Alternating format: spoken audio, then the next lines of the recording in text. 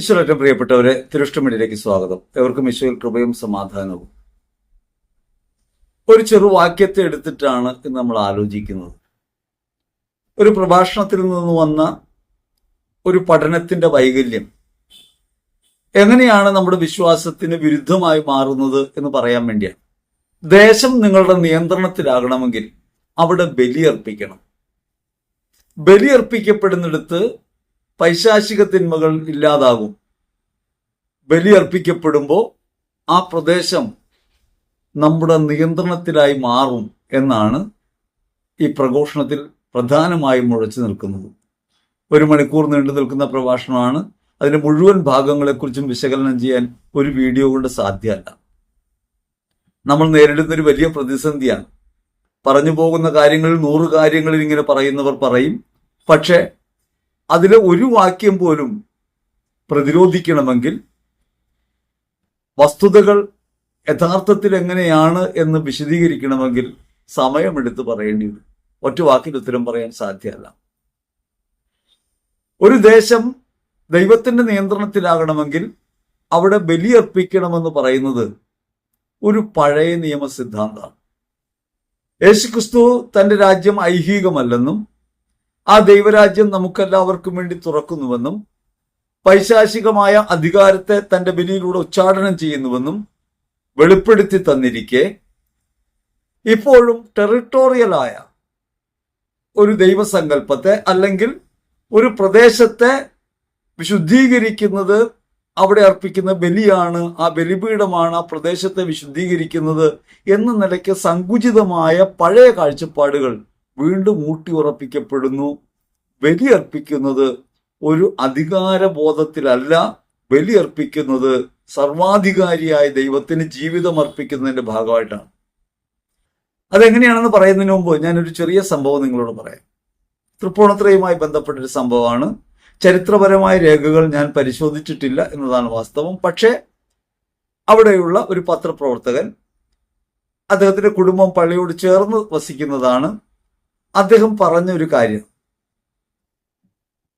സഭാ വിഭജനം ഉണ്ടായ ഒരു കാലത്ത് യാക്കോബായ വിഭാഗം വിട്ടുപോകുന്നൊരു സമയത്ത് അവിടുത്തെ യാക്കോബായ പള്ളിയിൽ വീതം വെച്ചായിരുന്നു കുർബാന നടന്നിരുന്നത്. ഓരോ ആഴ്ച ഓരോരുത്തരുടെ വീതമാണ്.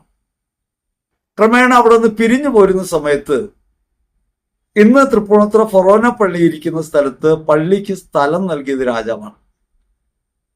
ഈ സ്ഥലം നൽകുന്ന സമയത്ത് പ്രമാണിമാരുമായി ചർച്ച ചെയ്തു. അവിടെ ദേവാലയം നിർമ്മിക്കാൻ തീരുമാനിച്ചു. അങ്ങനെ ഇരിക്കുന്ന സമയത്ത് അവിടെ ഇന്നത്തെ പോലെ തന്നെ ഈ മതവിഭാഗീയതകൾ ഉള്ളിൽ പേറുന്ന ആളുകളുണ്ട്.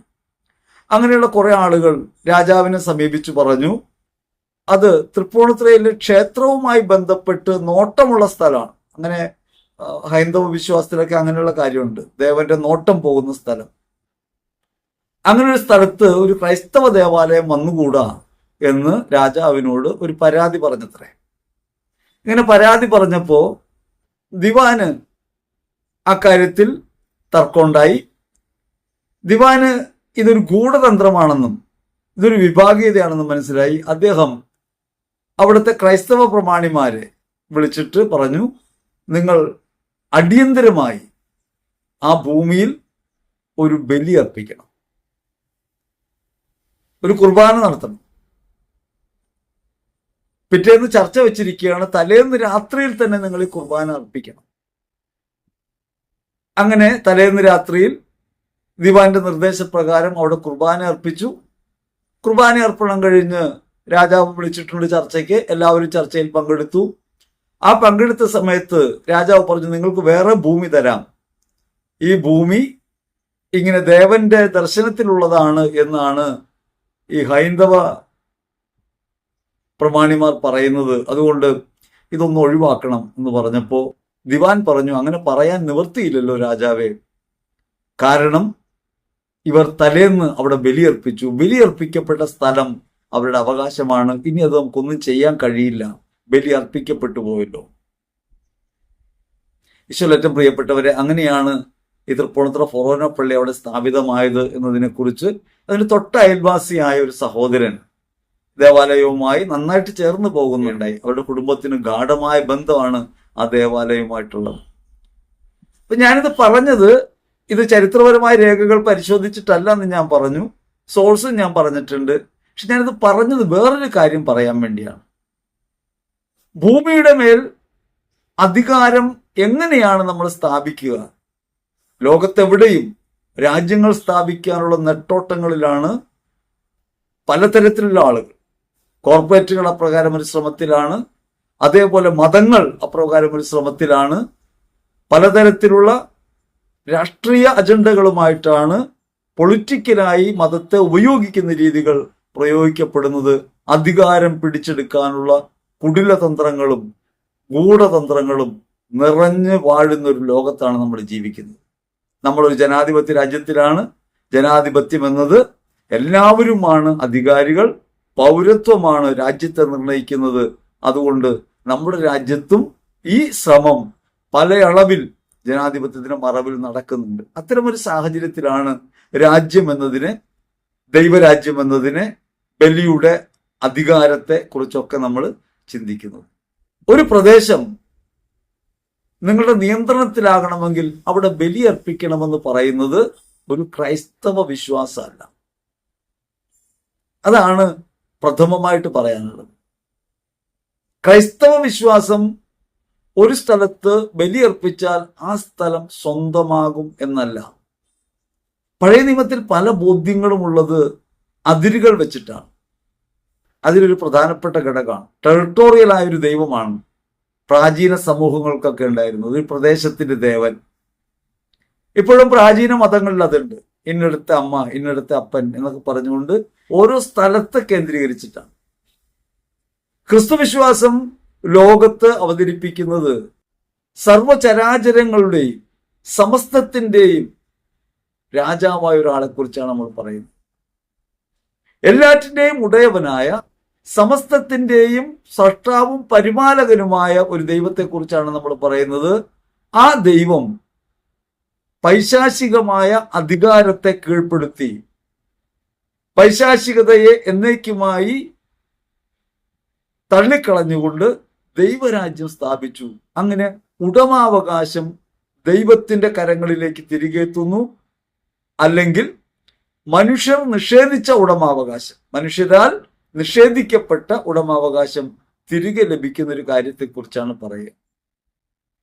കുറച്ചുകൂടി വ്യക്തമായിട്ട് പറഞ്ഞാൽ, എവിടെ വെച്ചാണ് ഈ അധികാര നഷ്ടമുണ്ടായതെന്ന് പറയേണ്ടി വരും. ദൈവം തന്റെ ഛായയിലും സാദൃശ്യത്തിലും മനുഷ്യനെ സൃഷ്ടിക്കുമ്പോൾ സമസ്തത്തിന്റെയും സൃഷ്ടാവായ ദൈവത്തിന്റെ അധികാരത്തിലാണ് സർവവും. ദൈവം തന്റെ സ്നേഹപ്രവൃത്തിയാൽ, എങ്ങനെയാണ് മനുഷ്യൻ ഉണ്ടാവുന്നത്? ദൈവത്തിന്റെ സ്നേഹത്തിൽ നിന്ന്. എന്തിനാണ് മനുഷ്യൻ ഉണ്ടാവുന്നത്? ഈ ദൈവത്തിന്റെ സ്നേഹം അനുഭവിക്കാനും ആ ദൈവസ്നേഹത്താൽ നിറഞ്ഞ് സാഹോദര്യത്തിൽ ഉറച്ച് ദൈവത്തെ ഈ ലോകത്ത് അനുഭവപ്പെടുത്താനും ദൃശ്യാദൃശ്യ ലോകങ്ങളുടെ സമ്മേളനമായ സമ്പൂർണതയിൽ മനുഷ്യൻ എത്തിച്ചേരാനും, അങ്ങനെ മനുഷ്യൻ ദൈവവുമായി ഒന്നായി ചേരുന്ന ഒരു സ്നേഹാനുഭവത്തിന്റെ പൂർണ്ണതയിലേക്ക് വരാനും വേണ്ടിയാണ് ഭൗമികതയുടെ നിർമ്മാണം. അപ്പോൾ ദൈവത്തിന്റെ സ്നേഹപ്രവൃത്തിയിൽ നിന്ന് മനുഷ്യനുണ്ടായി. ആ മനുഷ്യന് ദൈവം അധികാരം നൽകുകയാണ്. ആകാശത്തിനും ഭൂമിയിലും ഭൂമിക്കടിയിലുമുള്ള എല്ലാറ്റിന്റെയും മേലുമുള്ള അധികാരം നിനക്ക് ഞാൻ നൽകുന്നു. അങ്ങനെ മനുഷ്യന്റെ കയ്യിൽ അധികാരം ഏൽപ്പിച്ചു. ഈ അധികാരം കയ്യിലുള്ള മനുഷ്യൻ ആ അധികാരം നഷ്ടപ്പെടുത്തിയത് എങ്ങനെയാണ്? അല്ലെങ്കിൽ ആ മനുഷ്യന് ഈ അധികാരം നഷ്ടമാകുന്നത് എങ്ങനെയാണ്? അധികാരം നഷ്ടമായത് ദൈവത്തോടുള്ള വിധേയത്വത്തിൽ നിന്ന്, ദൈവമാണ് എൻ്റെ ഉടയവൻ എന്ന ബോധ്യത്തിൽ നിന്ന് മനുഷ്യൻ വ്യതിചലിച്ചു.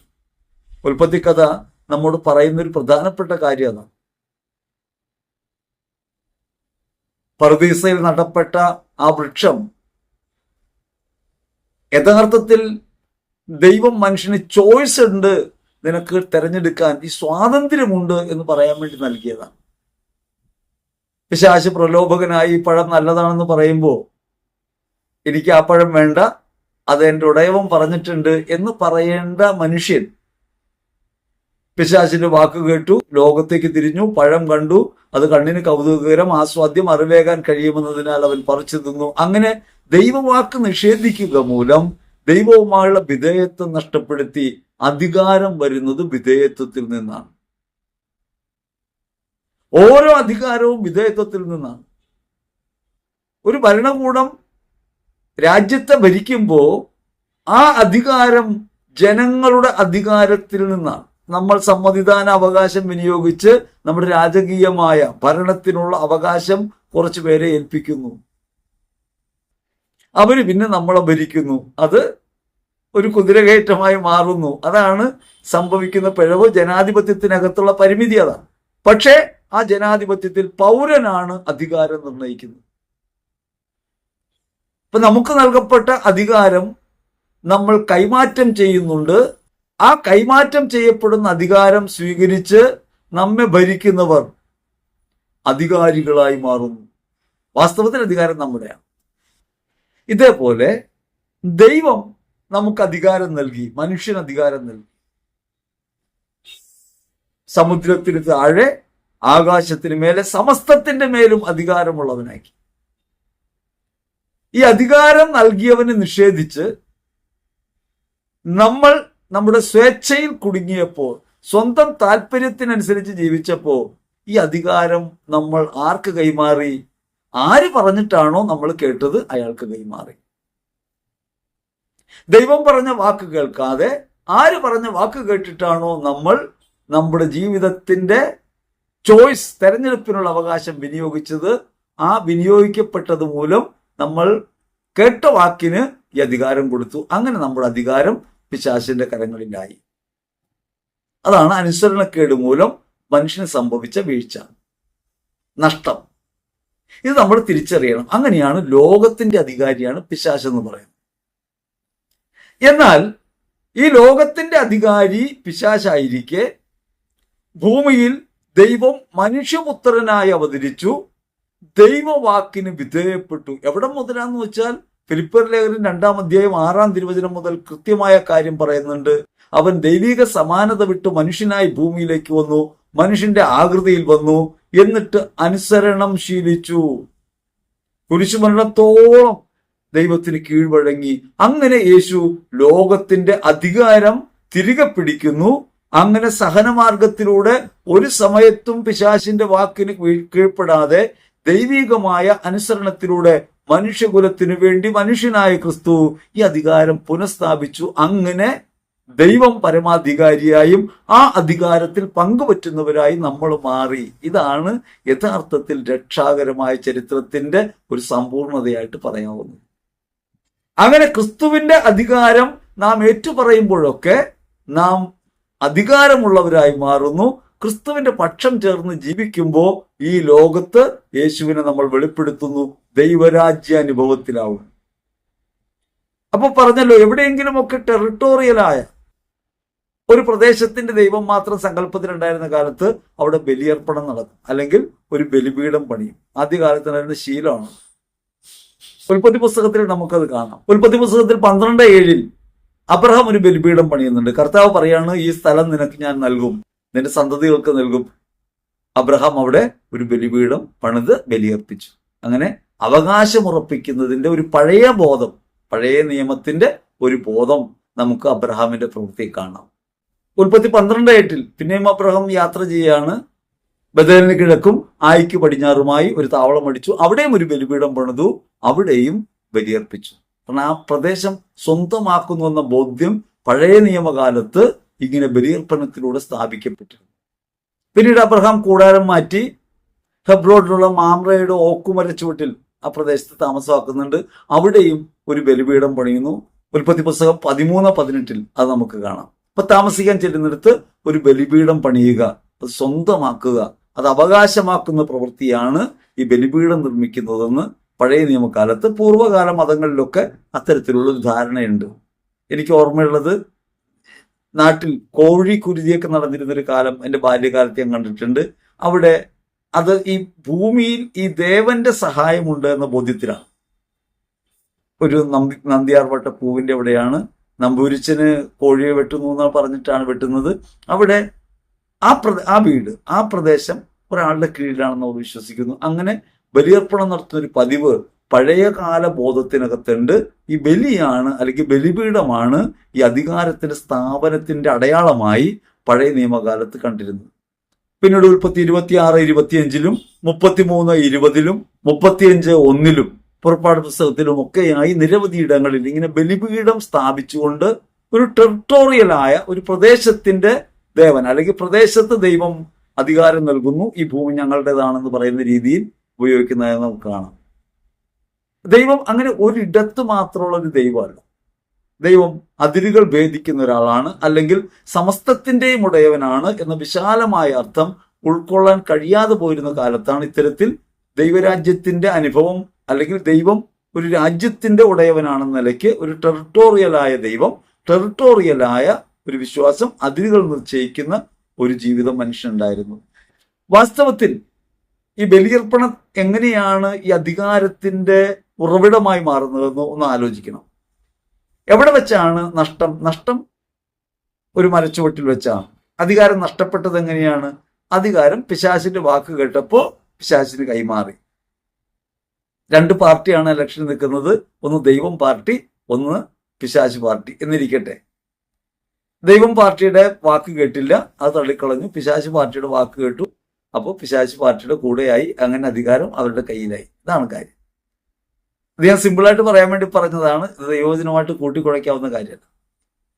പക്ഷേ ഈ അധികാര കൈമാറ്റത്തിലൂടെ സംഭവിച്ച വീഴ്ച എന്താണ്? ഇഷ്ടത്തിന്റെ പുറകെ പോയി എന്നുള്ളതാണ്. അതുകൊണ്ട് ഇഷ്ടം നിഷേധിക്കുന്നത്, താല്പര്യമുള്ളത് ഉപേക്ഷിക്കുന്നത്, വളരെ പ്രിയപ്പെട്ടത് കൈവിടുന്നത് ഒക്കെ ബലിയാണ്, ത്യാഗമാണ്, ത്യജിക്കലാണ്. ഞാൻ എൻ്റെ ഇഷ്ടത്തെ ഉപേക്ഷിക്കുന്നതിന്റെ പേരാണ് ബലി. അങ്ങനെ ഏറ്റവും പ്രിയപ്പെട്ടതിനെ ഉപേക്ഷിക്കുന്നു. അതുകൊണ്ടാണ് മൃഗത്തെ കൊല്ലുന്നു. മൃഗത്തെ കൊല്ലുമ്പോൾ എന്താണ്? മാംസം ഭക്ഷിക്കാനാണ് ആഗ്രഹമുള്ളത്, അല്ലെങ്കിൽ അതാണ് പ്രധാനപ്പെട്ടത്. സമ്പത്തിന്റെ പ്രധാനപ്പെട്ട ലക്ഷണമായിരുന്ന ആടുമാടുകളാണ്, അതിനെ കൊല്ലുന്നു, അപ്പോൾ ബലിയാവുന്നു. വെണ്ണയും നെയ്യൊക്കെ ആളുകൾ കല്ലിലൊക്കെ ഒഴിച്ച് ഹോമമൊക്കെ ചെയ്യുമ്പോൾ അവിടെ ചെയ്യുന്ന പ്രവൃത്തിയുടെയും പുറകിലുള്ളതാണ്. ഏറ്റവും കൂടുതൽ ഉപയോഗിച്ചിരുന്നത് വെണ്ണയും നെയ്യൊക്കെയാണ് ബ്രാഹ്മണർ. അതുകൊണ്ട് അവരുടെ യാഗങ്ങളിൽ അവർ ഉപയോഗിച്ചിരുന്ന, അവരുടെ സമ്പത്തിന്റെ കേന്ദ്രമായിരുന്ന പാലും വെണ്ണയും നെയ്യും ഒക്കെ അവരിങ്ങനെ അഗ്നിയിൽ അർപ്പിച്ചും ബിംബങ്ങളിൽ ചൊരിഞ്ഞുമൊക്കെ അവര് ഉപേക്ഷിക്കുന്നു. അപ്പൊ സമ്പത്ത് കൈവിടുന്നു. എന്തിനെയാണോ ജീവിത കേന്ദ്രമായി കാണുന്നത് അതിനെ കൈവിടുന്നതിന്റെ അടയാളമാണ് ബലിയർപ്പണങ്ങൾ. ഇവിടെ അങ്ങനെ ബലിയർപ്പണങ്ങളിലൂടെ മനുഷ്യർ അധികാരം സ്ഥാപിക്കാൻ ശ്രമിക്കുന്നു, ഒരു പ്രദേശത്തിൻ്റെതായിട്ട് മാറുന്നു. ദൈവത്തിന്റെ പക്ഷത്താണ് തങ്ങളെന്ന് പറയാൻ മനുഷ്യനെടുക്കുന്ന ഒരു നിലപാടിന്റെ പേരാണ് ബലി. ആദത്തിനുണ്ടായ വീഴ്ചയും ഹവ്വയ്ക്കുണ്ടായ വീഴ്ചയും എവിടെയാണ്? ഒരു ഇഷ്ടത്തിന്റെ പിന്നാലെ പോയതാണ്. തീരുമാനമെടുത്തത് ദൈവപക്ഷത്തായില്ല. അത് പ്രലോഭനത്തിന്റെ ഏറ്റവും സിമ്പിൾ ഫോമാണ്, സ്വാഭാവിക പ്രലോഭനം. ഒരു മധുരമുള്ള വസ്തു കാണുമ്പോൾ നമുക്ക് കഴിക്കാൻ തോന്നുന്നു. വേറൊരാൾ പറയുകയാണത് വയറുവേദന ഉണ്ടാക്കുന്നതാണ്. കാര്യമൊക്കെ ശരിയാണ്, വയറുവേദന ഉണ്ടായാലും വേണ്ടിയില്ലെന്ന് നമ്മൾ കഴിക്കുന്നു, നമ്മൾ ഇച്ഛയിൽ കുടുങ്ങുന്നു. ദൈവം പറഞ്ഞു ഈ പഴം കഴിക്കരുത്, വേറെ എല്ലാം കഴിക്കാം, പക്ഷെ ഇത് കഴിക്കരുതെന്ന് പറഞ്ഞപ്പോൾ അതിനേക്കാൾ പ്രിയപ്പെട്ടതായി അവനവനെ തന്നെ തോന്നുകയും കണ്ണിന് കൗതുകരം, ആസ്വാദ്യം, അറിവേകാൻ കഴിയുമെന്നതിനാൽ അങ്ങനെ സ്വയം തീരുമാനമെടുത്ത് ഹവ്വ അത് ഭക്ഷിക്കുന്നു, ആദാമിന് കൊടുക്കുന്നു, അങ്ങനെ ദൈവവാക്കിനെ നിഷേധിക്കുന്നു. പക്ഷേ ഇത് പ്രലോഭനത്തിന്റെ ഏറ്റവും നോർമൽ ഫോമാണ്. നിങ്ങൾക്ക് വേണമെങ്കിൽ ഇത് കഴിക്കാതിരിക്കാൻ കഴിയും. പക്ഷേ നിങ്ങൾക്കൊരു സഹനം വരാൻ പോകുന്നു, ഒരു ദുരിതം വരാൻ പോകുന്നു, ഒരു വേദന ഇപ്പോൾ വരാൻ പോകുന്നു എന്ന് പറഞ്ഞാൽ ദൈവമേ അതെങ്ങനെയെങ്കിലും മാറ്റിത്തരണമേ എന്ന് നമ്മൾ പറയും. ഒരു ഇഷ്ടം വേണമെങ്കിൽ ദൈവത്തെ പ്രതി വേണമെങ്കിൽ മാറ്റിവെക്കാൻ പറ്റും. പക്ഷെ ഒരു സഹനം ദൈവത്തെ പ്രതി സ്വീകരിക്കാൻ നമുക്ക് ബുദ്ധിമുട്ടാണ്. സഹനത്തോട് നമുക്കുള്ള ഈ നിഷേധം അറിയാവുന്നത് കൊണ്ട് ഒരു സഹനം നമുക്ക് വരുമ്പോൾ നമ്മൾ സ്വീകരിക്കുകയാണെങ്കിൽ മാത്രമേ ദൈവപക്ഷത്ത് ഉറച്ചു നിൽക്കുന്നതായി നമുക്ക് പ്രഖ്യാപിക്കാൻ കഴിയൂ. അതായത് ഒരിഷ്ടത്തെ ത്യജിക്കുന്നതിനേക്കാൾ അവനവനെ ത്യജിക്കുന്നതിലേക്ക് എത്തുമ്പോഴാണ് ബലി അതിന്റെ അർത്ഥപൂർണതയിലെത്തുക. ക്രിസ്തു പീഡാസഹനങ്ങളെ ഏറ്റെടുക്കുകയും തന്റെ ജീവൻ കുരിശിൽ അർപ്പിക്കാൻ സമ്മതം കൊടുക്കുകയും ചെയ്യുന്ന സമയത്ത് യഥാർത്ഥത്തിൽ ഈ സഹനത്തെ സ്വീകരിക്കുന്നു. അങ്ങനെ നമുക്ക് സാധ്യമല്ലാത്ത ഒരു ജീവാർപ്പണത്തിന്റെ ബലം, പ്രലോഭനത്തെ അതിജീവിക്കാൻ കഴിയാത്ത ഒരു സാഹചര്യത്തെ ക്രിസ്തു പിതാവിനോടുള്ള അനുസരണം മൂലം സ്വീകരിക്കുന്നു. അങ്ങനെ പൈശാചികതയെ തോൽപ്പിക്കുന്നു.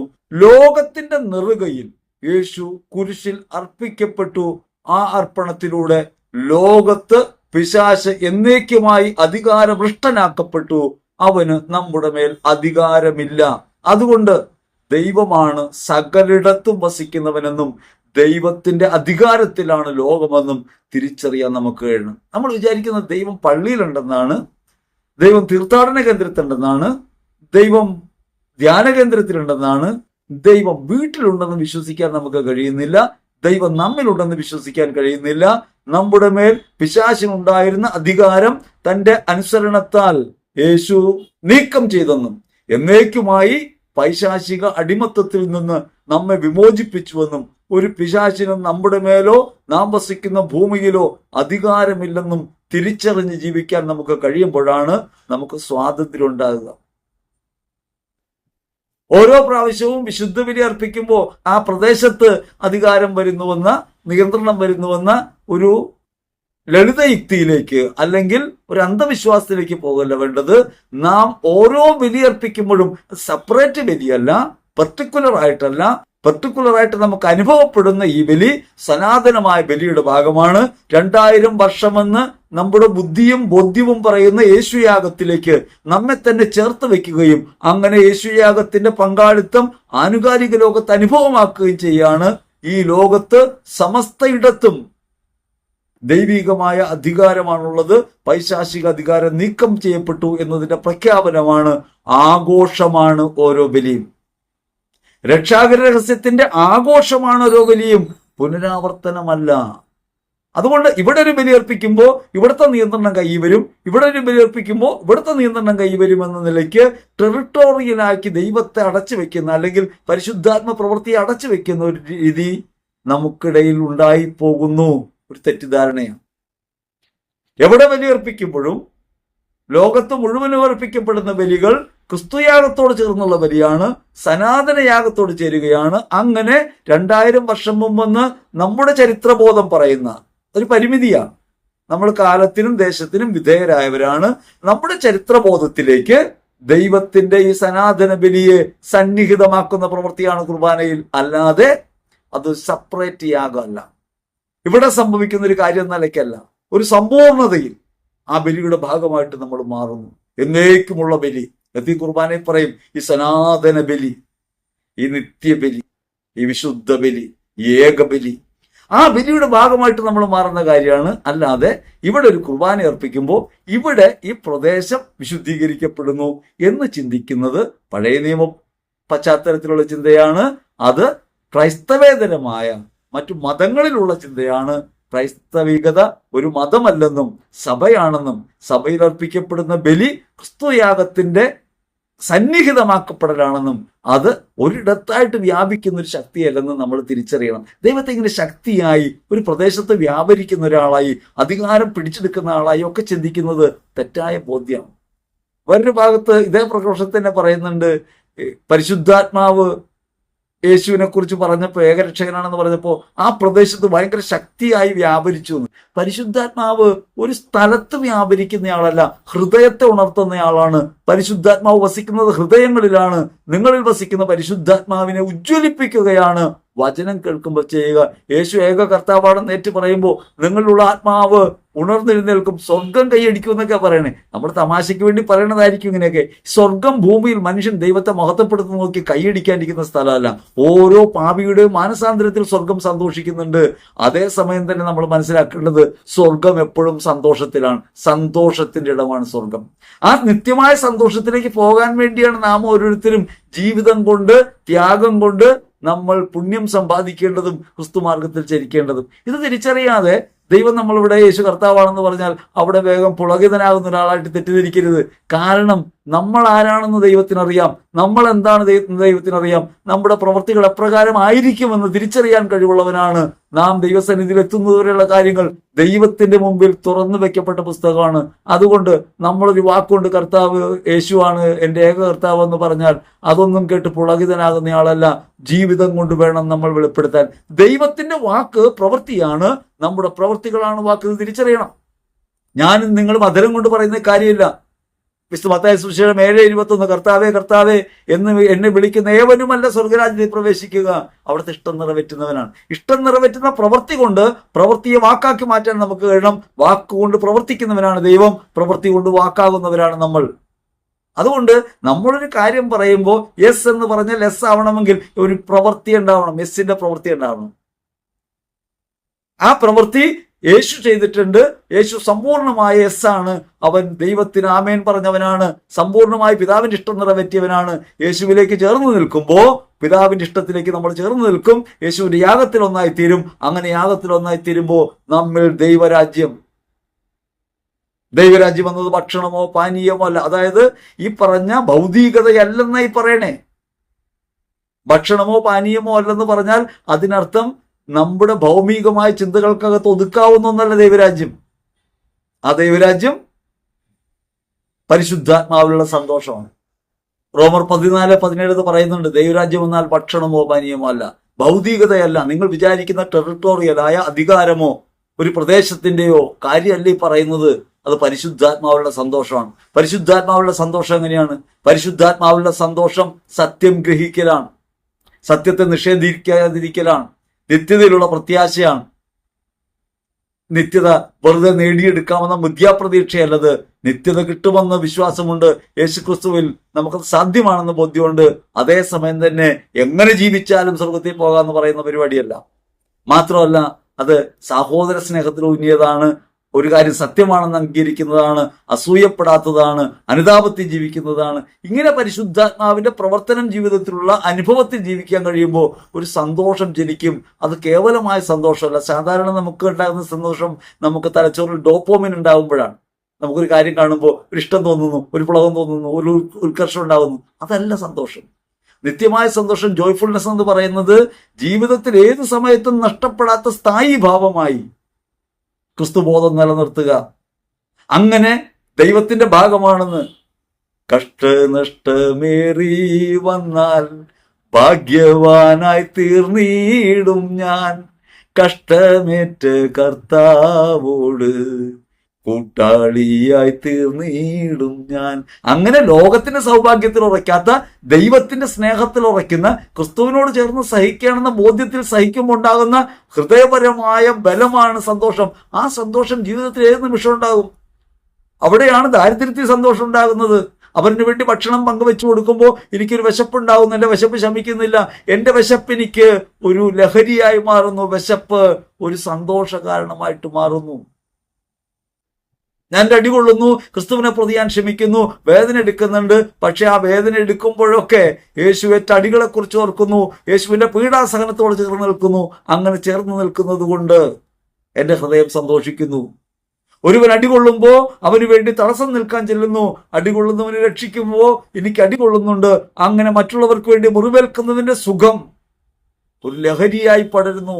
അവരതിനു വേണ്ടി സഹിക്കുമുണ്ടാകുന്ന സുഖം അതൊരു സന്തോഷമായിട്ട് മാറുന്നു. അത് ഡോപ്പോമിൻ അല്ല, എൻ്റെ ആത്മാവിന്റെ സന്തോഷം ക്രിസ്തു എന്നിൽ അനുഭവമാകുന്നു. ഈശ്വരേറ്റവും പ്രിയപ്പെട്ടവരെ, അതുകൊണ്ട് ദൈവികമായ അധികാരത്തെക്കുറിച്ച് നമുക്ക് ബോധ്യം ഉണ്ടാകണം. സ്വർഗസ്ഥനായ പിതാവേ എന്ന പ്രാർത്ഥന വ്യക്തമായിട്ട് നമ്മൾ പറയുന്നതാണ്, അങ്ങയുടെ രാജ്യം വരണമേ, ദൈ കിങ്ഡം കം. അതായത് ഭൂമി ഭരിക്കാൻ വരണമെന്നല്ല. ഈ വാക്കെടുത്തിട്ട് വേണമെങ്കിൽ തീവ്രവാദത്തിന് ഉപയോഗിക്കാം. അങ്ങനെ ഉപയോഗിക്കുന്നവരുണ്ട്. ദൈവികമായ ഭരണം എന്നത് ക്രിസ്ത്യാനികളുടെ ഭരണമാണെന്ന് തെറ്റിദ്ധരിക്കുന്നവർ, ക്രിസ്ത്യാനികൾ ലോകത്തെ ഭരിച്ചാൽ ലോകം നന്നാകുമെന്ന് കരുതുന്നവർ ഇപ്പോഴും ഉണ്ട്. ഇതൊരു അന്ധവിശ്വാസമാണ്. ക്രിസ്ത്യാനികളുടെ ഭരണമല്ല, ദൈവീക ഭരണം, ക്രിസ്തുവിന്റെ ഭരണം അത് ഹൃദയത്തിൽ ഉണ്ടാകേണ്ടതാണ്, അതൊരിടത്തിൽ ഉണ്ടാകേണ്ടതല്ല.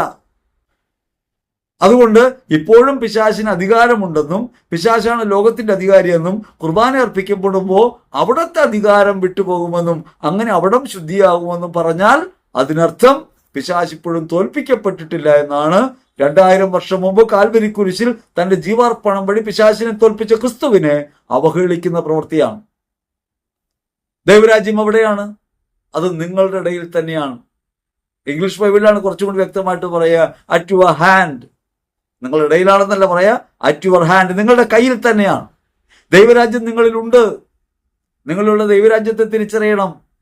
പൈശാചിക ആധിപത്യത്തിലാണെന്നുള്ള അന്ധവിശ്വാസം അകറ്റി ദൈവം എന്നിൽ വസിക്കുന്നുവെന്നും ക്രിസ്തുവിന്റെ ശരീരത്തിനകത്തുണ്ടെന്നും ഞാൻ അറിഞ്ഞാലും അറിഞ്ഞില്ലെങ്കിലും ഞാൻ ജീവിക്കുന്നത് അവനിലാണെന്നും ഞാൻ ക്രിസ്തുവിന്റെ വാക്കിന് വിധേയപ്പെടണമെന്നും ദൈവവാക്കിന് വിധേയപ്പെടുമ്പോഴൊക്കെ ഈ ദൈവരാജ്യ അനുഭവത്തിലേക്ക് ഞാൻ ഉയരുമെന്നും ഞാൻ തിരിച്ചറിയണം.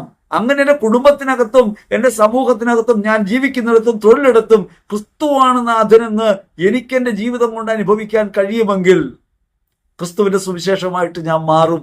അതൊരു സ്വാതന്ത്ര്യത്തിന്റെ ലോകമാണ്. അതല്ലാതെ എപ്പോഴും പിശാചിനെ ഭയന്ന് അവനിവിടെ ചുറ്റുപാടുമൊക്കെ ഇരിക്കുകയാണ് എന്ന് ഭയന്നിട്ട് നമ്മളിവിടെ ഒരു കുർബാന അർപ്പിച്ചാൽ അവൻ പോകുമെന്ന് പറയുമ്പോൾ കുർബാന എന്ന് പറയുന്ന കർമ്മത്തെ, എൻ്റെ ഒരു പ്രവൃത്തിയെ ഞാൻ മഹത്വവൽക്കരിക്കുന്നു. കുർബാന എൻ്റെ പ്രവൃത്തിയല്ല, എൻ്റെ അർപ്പണം അതിലുണ്ട്. എൻ്റെ അർപ്പണം അതിൽ സാധ്യമാകുന്നത് ക്രിസ്തുയാഗത്തോട് ഞാൻ ചേർന്ന് നിൽക്കുന്നു എന്ന് ഏറ്റുപറയുന്നതിലൂടെയാണ്, എൻ്റെ ഹൃദയം അർപ്പിക്കുന്നതിലൂടെയാണ്, എൻ്റെ ജീവിത സഹനങ്ങളെ ഞാൻ സ്വീകരിക്കുകയും ആ സഹനങ്ങൾ ഈ ബലിയുടെ ഭാഗമാണെന്ന് ഉറപ്പിക്കുകയും ചെയ്യുന്നതിലൂടെയാണ്. അങ്ങനെ എൻ്റെ സഹനം ഒരു ബലിയർപ്പണത്തിന്റെ ഭാഗമായി മാറുകയും എൻ്റെ ജീവിതത്തിൽ മുഴുവൻ ബലി ഒരു സമ്പൂർണാർത്ഥത്തിൽ വ്യാപരിക്കുകയും ദൈവികമായ അധികാരത്തിന്റെ വലിയ ലോകം എൻ്റെ മുമ്പിൽ തുറന്നു വയ്ക്കുകയും ചെയ്യുന്നു. ഇങ്ങനെ തിരിച്ചറിഞ്ഞാലല്ലേ വീര്യമുള്ള ക്രിസ്ത്യാനിയാകാൻ പറ്റൂ. ക്രിസ്ത്യാനിയുടെ വീര്യം എന്താണ്? അത് ഒരു അധികാരപ്രമത്തതയല്ല, ഒരു അധികാരത്തോട് വിധേയപ്പെടുന്നതിലൂടെ പരസ്നേഹത്തിന്റെ ചൈതന്യമായി ലോകത്ത് വ്യാപരിക്കാനുള്ള ശേഷിയാണ്, സഹനത്തിന്റെ ശേഷിയാണ്. ഓരോ ജീവിത സഹനവും ക്രിസ്തുയാഗത്തിന്റെ ഭാഗമാണെന്ന് ഉത്തമ ബോധ്യത്തിലേക്ക് എത്തുമ്പോൾ ഓരോ ബലിയർപ്പണത്തിനകത്തും ഞാൻ അനുഭവിക്കുന്ന ക്രിസ്തു സ്നേഹത്തിന്റെ അഗ്നിയിലുള്ള എരിച്ചിലാണത്. അങ്ങനെ മാറുന്നില്ലെങ്കിൽ കുർബാന അനുഭവിക്കാൻ കഴിയില്ല. ഒരു കുർബാന നമുക്ക് മാറ്റം ഉണ്ടാക്കില്ല. കുർബാന എവിടെയാ മാറ്റം ഉണ്ടാക്കണേ? ദൈവൈക്യ ശുശ്രൂഷയിലൂടെ ദൈവവും നമ്മളും ഒന്നായി തീരുമ്പോൾ ഞാനെല്ലാ ക്രിസ്തുവിനിൽ ജീവിക്കുന്നു എന്ന് പറയാനുള്ള ഒരു വലിയ ബലം കുർബാന നമുക്ക് നൽകുന്നുണ്ട്. കൗദാശികതയിൽ നാം അത് ആർജിക്കുന്നുണ്ട്. ആർജിക്കപ്പെട്ട ഈ കൗദാശിക ബലം ജീവിത പ്രയോഗ വഴിയിൽ ക്രിസ്തുയാഗത്തിന്റെ തുടർച്ചയായി ജീവിതം അർപ്പിച്ചുകൊണ്ട് നിറവേറ്റാൻ നാം വിളിക്കപ്പെടുകയും അയക്കപ്പെടുകയും ചെയ്യുന്നു. അവിടെയാണ് ബലി നടക്കുന്നത്. ആ ബലിയിലാണ് സമ്പൂർണത. ആ ബലി നിങ്ങളെ ദൈവരാജ്യ അനുഭവത്തിലേക്ക് ഉയർത്തും. ഒരു പൈശാചിക ആധിപത്യത്തിന് നിങ്ങളുടെ മേൽ അധികാരമില്ല. ഒരു തിന്മയും നിങ്ങളെ തകർക്കുകയില്ല.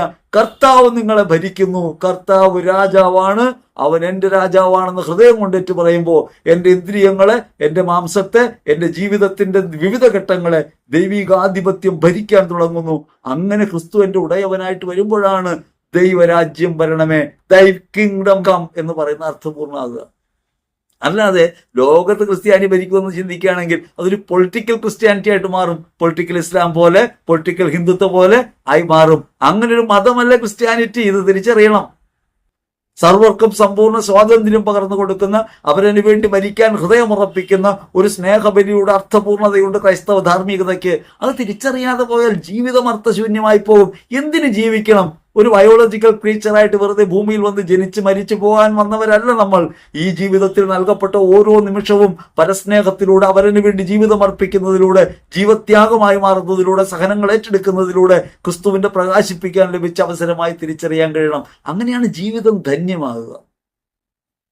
അതല്ലാതെ നിന്റെ താൽക്കാലികതകൾ നേടിയെടുക്കാൻ വേണ്ടി, നിന്റെ ജീവിതം സുരക്ഷിതമാകാൻ വേണ്ടി വേലി കെട്ടുന്ന ഒരാളായിട്ടാണ് ദൈവത്തെ പരിഗണിക്കുന്നതെങ്കിൽ നീ ഇപ്പോഴും ജീവിക്കുന്നത് ക്രിസ്തുവിലല്ല, ക്രിസ്തുവിൽ വിടർന്ന പുതുയുഗത്തിലല്ല. ക്രിസ്തു പുതിയ ഉടമ്പടി സ്ഥാപിച്ചു. ആ പഴയ ഉടമ്പടിയുടെ മാറാലക്കെട്ടുകളിൽ നിന്ന് പുറത്തു കിടന്ന് ക്രിസ്തുവിന്റെ സ്നേഹത്തിലേക്ക് നിനക്ക് പങ്കുചേരാൻ കഴിയണം. പിശാചിന് ഇങ്ങനെ ലോകത്തിന്റെ മേലും സ്ഥലത്തിന്റെ മേലും അധികാരമുണ്ടെന്ന് പറയാൻ ഈ പറഞ്ഞ പ്രഘോഷകൻ പറയുന്നത് വിശുദ്ധ മത്തായി സുവിശേഷം 4-ാം അധ്യായം 8-9 തിരുവചനങ്ങളാണ്. അവിടെ നമുക്കറിയാം, അവിടെ യേശുവിനെ പിശാച് ഒരു ഉയർന്ന മലയിലേക്ക് കൂട്ടിക്കൊണ്ടു പോകുന്നു. ലോകത്തിലെ എല്ലാ രാജ്യങ്ങളും അതിന്റെ മഹത്വവും അവന് കാണിച്ചു കൊടുക്കുന്നു. എന്നിട്ട് പറയാണ്, നീ എന്നെ കുമ്പിട്ട് ആരാധിച്ചാൽ ഇവ എല്ലാം ഞാൻ നിനക്ക് നൽകും. ഈ പറഞ്ഞ പ്രസ്താവന ഒരു തെറ്റായ പ്രസ്താവനയാണ്. കാരണം ആരോടാ പറയുന്നത്? ലോകത്തിന്റെ അധികാരിയോടാണ്, സർവശക്തനായ ദൈവത്തോടാണ്. പക്ഷേ ക്രിസ്തു മനുഷ്യത്വത്തിലാണ്. മനുഷ്യത്വത്തിലായ ക്രിസ്തുവിനോട് പറയാണ്, നീ ഒന്ന് ആരാധിച്ചാൽ ഇവയെല്ലാം നിനക്ക് നൽകാം. കാരണം മനുഷ്യത്വം പണ്ട് ഈ അധികാരം പിശാചിന് കൈമാറിയിട്ടുണ്ട്. ഈ അധികാരം ഞാൻ നിനക്ക് നൽകാം, ഈ മഹത്വമൊക്കെ നിനക്ക് നൽകാം. കാരണം ഇതിന്റെ അധികാരം പ്രൊവൈഡർ ഞാനാണ് എന്ന് അവൻ പറയാണ്. അത് ഏത് ബലത്തിലാണ്? അതൊരു നുണയായ പ്രസ്താവനയല്ല. ഏത് ബലത്തിലാണ്? അത് ആദമും ഹവ്വയും ദൈവത്തെ നിഷേധിച്ചതിലൂടെ പിശാചിന് കൈമാറിയിട്ടുണ്ട് ഈ അധികാരം. ആ അധികാരം ഞാൻ നിനക്ക് നൽകാം. എന്ത് ചെയ്യണം? എന്നെ ഒന്ന് ആരാധിക്കണം. അവിടെ യേശു എങ്ങനെയാണ് മനുഷ്യ ജീവിതത്തിൽ പിശാച് നമ്മെ പ്രലോഭിപ്പിക്കുക, അവിടെ എന്ത് നിലപാടാണ് നമ്മൾ എടുക്കേണ്ടതെന്നാണ് പറയുന്നത്. പ്രഘോഷകൻ പറയുന്നത് ക്രിസ്തു അത് നിഷേധിച്ചില്ല, പിശാചിന് അധികാരമുണ്ടെന്ന് ക്രിസ്തു സമ്മതിച്ചു. പിശാച് മനുഷ്യന്റെ അധികാരം ഇങ്ങനെ കവർന്നിട്ടുണ്ട്. അതിൽ യേശുവിന് എതിർപ്പില്ല. കാരണം അത് സംഭവിച്ച കാര്യമാണ്. ആ അധികാരം തിരിച്ചെടുക്കാൻ വേണ്ടിയാണ് ക്രിസ്തു വന്നേക്കുന്നത്. അധികാരമില്ലാത്ത ഒരാളിൽ നിന്ന് എങ്ങനെ അധികാരം തിരിച്ചെടുക്കുക? അവൻ ആധിപത്യം പുലർത്തുന്നില്ലെങ്കിൽ എങ്ങനെയാണ് അവന്റെ അടിമത്വത്തിൽ നിന്ന് മനുഷ്യവംശത്തെ മോചിപ്പിക്കുക? അവൻ ക്രിസ്തുവിന് മുൻപ് ഈ അധികാരം പ്രയോഗിക്കുന്നുണ്ട്. ക്രിസ്തുവിലാണ് ഈ അധികാരം അവന് നഷ്ടപ്പെടുന്നത്, അവനെ തോൽപ്പിക്കുന്നത്. അവന് തോൽപ്പിക്കാൻ വന്ന ആളാണ് യേശു. അവന്റെ മുമ്പിലാണ് ടെസ്റ്റ് നടക്കുന്നത്. അവിടെ യേശുവിനോട് പറയാണ്, നീ ഒന്ന് കുമ്പിട്ട് ആരാധിച്ചാൽ. യേശു പറഞ്ഞു, യേശു അധികാരത്തെക്കുറിച്ച് തർക്കിക്കുകയല്ലേ ചെയ്തത്. യേശു പറഞ്ഞു, ദൈവത്തെ ആരാധിക്കണം, അവിടത്തെ മാത്രമേ ആരാധിക്കാവൂ എന്ന് എഴുതപ്പെട്ടിരിക്കുന്നു. ഈ ഒരൊറ്റ വാക്ക് കേൾക്കുമ്പോൾ പിശാച് തോറ്റുപോകും. ദൈവത്തെ ആരാധിക്കണം. എന്താണ് തോറ്റുപോകാൻ കാരണം? ആരാധന എന്താണ്? യഥാർത്ഥമായ ആരാധന എന്താണെന്ന് റോമർ ലേഖനം 12-ാം അധ്യായം 1-ാം തിരുവചനം പറയുന്നുണ്ട്. ശരീരങ്ങളുടെ വിശുദ്ധവും സജീവവുമായ അർപ്പണമാണ് ആരാധന. റോമർ ലേഖനം 12-ാം അധ്യായം 1-ാം തിരുവചനം. നിങ്ങളുടെ വിശുദ്ധവും ദൈവത്തിന് പ്രീതികരവുമായ സജീവ ബലി. എന്നാണ് വിശുദ്ധം? ലോകസാമാന്യതയിൽ നിന്ന് വേറിട്ടുള്ളതാണ് വിശുദ്ധം. ഈ ലോകത്ത് നിന്നൊക്കെ മാറി നിൽക്കുന്ന ആളുകൾ വിശുദ്ധരെന്ന് പറയുന്ന ശുദ്ധാശുദ്ധ ബന്ധങ്ങളുടെ ഒരു ലോകമുണ്ടല്ലോ നമ്മുടെ ഇവിടെ. സവർണാധിപത്യവും സവർണ കീഴാള വിഭജനം അതല്ലോ പറയണേ. ലോകത്ത് എല്ലായിടത്തും ആയിരിക്കുമ്പോഴും അതിൽ നിന്ന് ഒന്നുമാകാതിരിക്കുക, ലോക സാമാന്യതയെ വെടിയുക. സമ്പത്ത് ലോകത്ത് പ്രധാനപ്പെട്ടതാണ്, അത് പ്രധാനപ്പെട്ടതല്ലെന്ന് പറയുക. മനുഷ്യർ നമ്മളാൽ മനുഷ്യർ മറ്റുള്ളവർ നമ്മളാൽ സ്നേഹിക്കപ്പെടേണ്ടവരാണ്, നമ്മൾ സ്നേഹിക്കപ്പെടേണ്ടതല്ലെന്ന് പറയുക. നമ്മളൊരു ഉപകാരം ചെയ്തിട്ട് പ്രത്യുപകാരം പ്രതീക്ഷിക്കാതിരിക്കുക. നമ്മെ ദ്രോഹിക്കുന്നവരെ എതിർക്കാതിരിക്കുക. നമ്മളുടെ കയ്യിൽ നിന്ന് കവർന്നെടുക്കുന്നവരോട് തർക്കിക്കാതിരിക്കുക. ഇങ്ങനെ ലോകത്തിന്റെ സാമാന്യത എതിർക്കുന്നതിന്റെ പേരാത്. ഈ വിശുദ്ധി എന്ന് പറയുന്നത് എങ്ങനെ പ്രാപിക്കാന്ന് വെച്ചാൽ വെള്ളം എടുത്ത് കൈ കൊന്നയും പിടിച്ച് പള്ളിയിൽ പോവുക, അങ്ങനെയാണോ? അതൊക്കെ ഭക്തജീവിത മാതൃകകളായേക്കാം. പക്ഷെ എന്താ അതിനകത്ത് സംഭവിക്കുന്നത്? എന്നോടുള്ള ഇടപെടലുകളിൽ ലോക മനോഭാവം പിടിഞ്ഞ് ദൈവ മനോഭാവത്തോടെ എനിക്ക് പ്രവർത്തിക്കാൻ കഴിയുന്നതിന്റെ പേരാണ് വിശുദ്ധം. ബുദ്ധിമുട്ടുള്ള കാര്യമാണ്. നിങ്ങളുടെ കയ്യിൽ നിന്ന് നിങ്ങളുടെ കയ്യിരിക്കുന്ന ഒരു വസ്തു വേറൊരാൾ എടുത്തിട്ട് പോകുമ്പോൾ അത് ചോദിക്കാതെ കയ്യിലുള്ളതും കൂടി തിരിച്ചു കൊടുക്കുക എന്ന് പറഞ്ഞാൽ തലയ്ക്ക് വട്ടാണെന്ന് ലോകം പറയൂ. അതാണ് പറഞ്ഞാൽ ലോകത്തിന്റെ ബുദ്ധിയല്ല ക്രിസ്തുവിലുള്ളത്.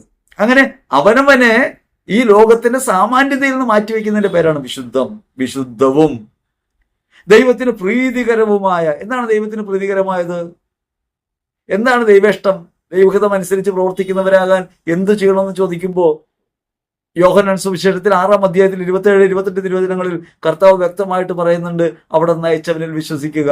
അവിടെ നിന്ന് അയച്ചവനിൽ വിശ്വസിക്കുക എന്നതിനർത്ഥം യേശു കർത്താവാണെന്ന് നാക്കൊണ്ട് പറയാന്നല്ല, ജീവിതം കൊണ്ട് പറയാന്നാ. യേശു കർത്താവാണെന്ന് ജീവിതം കൊണ്ട് പറയണമെങ്കിൽ യേശുവിന്റെ ഇഷ്ടത്തിനനുസരിച്ച് ജീവിക്കണം. യേശു പറഞ്ഞതുപോലെ പറയണം, യേശു കണ്ടതുപോലെ കാണണം, യേശു ക്ഷമിച്ചതുപോലെ ക്ഷമിക്കണം, യേശു മരിച്ചതുപോലെ മരിക്കണം. അവനവനെ ഉപേക്ഷിക്കുന്നവരായി മാറണം. അങ്ങനെ ദൈവത്തിന് പ്രീതികരമായ ഒരു സജീവ ബലിയായി, ജീവിക്കുന്ന ബലിയായി, മരിച്ചു പോകാനല്ല, ജീവിച്ചുകൊണ്ട്. ഏറ്റവും വലിയ ബലി അതാ, ജീവിതമാണ്. ജീവിതം ഒരു ബലിയാക്കി മാറ്റുക, അർപ്പണമാക്കി മാറ്റുക. അങ്ങനെ നിരന്തരാർപ്പണത്തിലേക്ക് ജീവിതം വരുന്നതിനെ കുറിച്ചാണ് പറയുന്നത്. അങ്ങനെ വരുന്നതാണ് യഥാർത്ഥത്തിൽ നമ്മെ വിശുദ്ധീകരിക്കുന്ന പ്രവൃത്തി. അതാണ് ദൈവരാജ്യാനുഭവത്തിന് അനുപേക്ഷണീയമായിട്ടുള്ളത്. ഇങ്ങനെ ഒരു ആരാധനയെ കുറിച്ചാണ് ക്രിസ്തു പറയുന്നത്. ദൈവത്തെ ആരാധിക്കണം, അവനെ മാത്രമേ പൂജിക്കാവൂ, അവന് മാത്രമേ പൂജ്യമായ ഹൃദയത്തിൽ കാണാവൂ, അവൻ മാത്രമേ ആരാധ്യനായിട്ടുണ്ടാകാവൂ, അവനായിരിക്കണം ജീവിത കേന്ദ്രം. അവിടെയാണ് വിശുദ്ധ മർക്കോസ് സുവിശേഷം 12-ാം അധ്യായം 29-30 തിരുവചനങ്ങൾ. അവിടെ എന്താ പറയുന്നത്? പൂർണ്ണാത്മാവോടെ, പൂർണ്ണ മനസ്സോടെ, പൂർണ്ണ ശക്തിയോടെ, പൂർണ്ണ ഹൃദയത്തോടെ ദൈവത്തെ സ്നേഹിക്കണം, ദൈവത്തെ പ്രതി സഹോദരനെയും. അങ്ങനെയായി മാറുന്നതിനെ കുറിച്ചായി പറയുന്നത്. അങ്ങനെ പറഞ്ഞപ്പോൾ പിശാച് വിട്ടുപോകും. പക്ഷെ ഇത് പറഞ്ഞിട്ട് പറയുകയാണ് പിശാചിന് അധികാരം ഉണ്ടെന്ന് യേശു തന്നെ സമ്മതിച്ചിട്ടുണ്ട്. യേശു അങ്ങനെ സമ്മതം പറയുമ്പോൾ, യേശു അങ്ങനെ അംഗീകരിക്കുമ്പോൾ അവന്റെ അധികാരത്തെ നിഷേധിക്കേണ്ടത് എങ്ങനെയെന്ന് കാട്ടിത്തരുന്നുണ്ട്. അത് കേവലമായി ആ വാക്കുകൊണ്ട് അവനെ ആരാധിക്കണമെന്നതിൽ മാത്രമല്ല, ജീവിതം കൊണ്ട് പിതാവിനൊരു ആരാധനയായിട്ട് മാറുന്നുണ്ട്. പിതാവേ, എന്റെ ആത്മാവിനെ അങ്ങയുടെ കരങ്ങളിൽ ഞാൻ സമർപ്പിക്കുന്നു. ശരീരത്തിന് സജീവമായ അർപ്പണത്തിലൂടെ, ഇത് നിങ്ങൾക്കുള്ള ഭക്ഷണമാണെന്ന് പറയുന്നതിലൂടെ, ഇത് എന്റെ രക്തം നിങ്ങളുടെ പാനീയമാണെന്ന് പറയുന്നതിലൂടെ, കുരിശിൽ യാഗമായി സ്വയം അർപ്പിച്ചുകൊണ്ട് മറ്റുള്ള പീഡകൾ ഏറ്റുവാങ്ങിക്കൊണ്ട് പിതാവിന് തന്റെ ആത്മാവിനെ കൈയേൽപ്പിച്ചുകൊണ്ട് യേശു പറയുന്നു, പിതാവേ, എന്റെ ആത്മാവിനെ അങ്ങയുടെ കരങ്ങളിൽ ഞാൻ സമർപ്പിക്കുന്നു. ഇതാണ് ഏറ്റവും പ്രധാനപ്പെട്ട ആരാധന. ആ ആരാധനയുടെ ഭാഗമായിട്ടാണ് നമ്മൾ ജീവിക്കുന്നത്. ലാറ്റിൻ കുർബാനയെ പറയുമല്ലോ, in him with him through him. ക്രിസ്തുവിലൂടെ, ക്രിസ്തുവിനോടുകൂടെ, ക്രിസ്തുവിൽ തന്നെ പരിശുദ്ധാത്മാവുമായുള്ള ഐക്യത്തിൽ പിതാവായ ദൈവത്തിന് എല്ലാ ആരാധനയും ആരാധനയായിട്ട് മാറുന്ന അങ്ങനെയാ, സ്വയമുപേക്ഷ വഴിയാ. In him with him through him.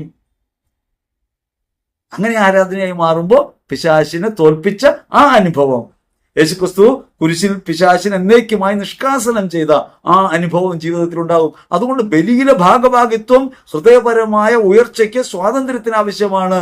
ദൈവികമായ അധികാരത്തെ വെളിപ്പെടുത്തുന്നതാണ് എന്നത് വാസ്തവമാണ്. പക്ഷേ ഭൂമിയിൽ ഒരു ടെറിട്ടോറിയൽ ആയിട്ടുള്ള പ്രദേശത്ത് പൈശാചിക ബാധയുണ്ടെന്നും പൈശാചികമായ വാസമുണ്ടെന്നും അതിനെ അതിജീവിക്കാൻ ബലിയർപ്പിക്കണമെന്നും പറയുന്നത് ഒരു പൂർവകാല മന്ത്രവാദ ചിന്തയിലുള്ള, അല്ലെങ്കിൽ പൂർവകാല പൂജാരീതിയിലുള്ള ഒരു വിധിപ്രയോഗം മാത്രമായിട്ട് കാണാൻ കഴിയൂ. അത് ക്രൈസ്തവ ധാർമ്മികതയുമായി യാതൊരു ബന്ധമുള്ള കാര്യമല്ല. ഇത് സ്ഥാപിക്കാൻ വേണ്ടിയ പ്രഘോഷകൻ പറയുന്നത്, എവിടെ പൈശാചിക ആരാധന ഡയറക്റ്റോ ഇൻഡയറക്റ്റ് ആയിട്ടോ ഉണ്ടോ, അവിടെ എല്ലാം പിശാചിന്റെ ആവാസം ഉണ്ടാവുന്ന, ആളെ സ്ഥാനഭ്രഷ്ടനാക്കി അധികാര കസേരയിൽ ക്രിസ്തു ഉപവിഷ്ടനായി പിതാവിന്റെ വലത്തുഭാഗത്ത്, പ്രവർത്തിക്കുന്ന ഭാഗത്തെന്നർത്ഥം, ഇരുന്നു.